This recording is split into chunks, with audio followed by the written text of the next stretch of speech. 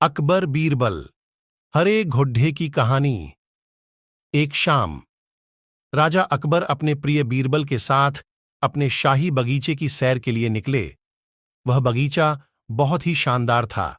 चारों ओर हरियाली ही हरियाली थी और फूलों की भीनी भीनी खुशबू वातावरण को और भी खूबसूरत बना रही थी। ऐसे में राजा को जाने क्या सूझा कि उन्होंने बीरबल से कहा, बीरबल, हमारा मन है कि इस हरे भरे बगीचे में हम अरे हरे घोड़े। घुड्डे में बैठकर घूमें।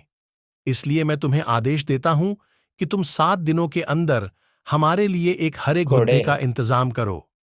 वहीं अगर तुम इस आदेश को पूरा करने में असफल रहते हो तो तुम कभी भी मुझे अपनी शक्ल न दिखाना।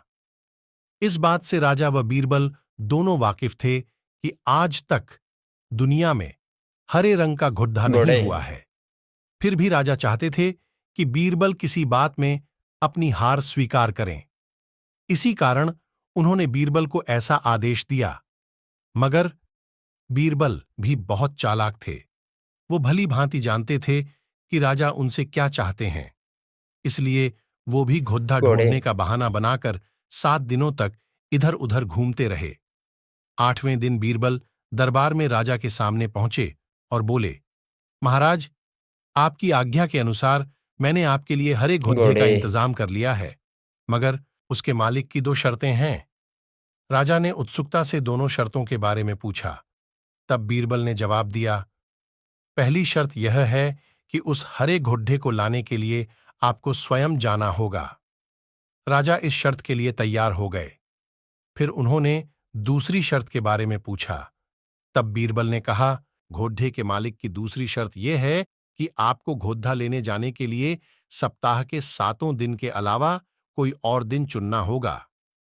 यह सुन राजा हैरानी से बीरबल की ओर देखने लगे।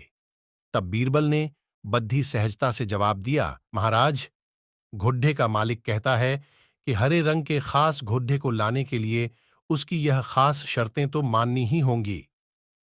राजा अकबर बीरबल की यह चतुराई भरी बात सुनकर खुश हो गए और मान गए कि बीरबल से उसकी हार मनवाना वाकई में बहुत मुश्किल काम है।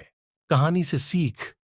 यह कहानी हमें यह सिखाती है कि सही सूझबूझ और समझदारी के साथ नामुमकिन लगने वाले काम को भी आसानी से किया जा सकता है।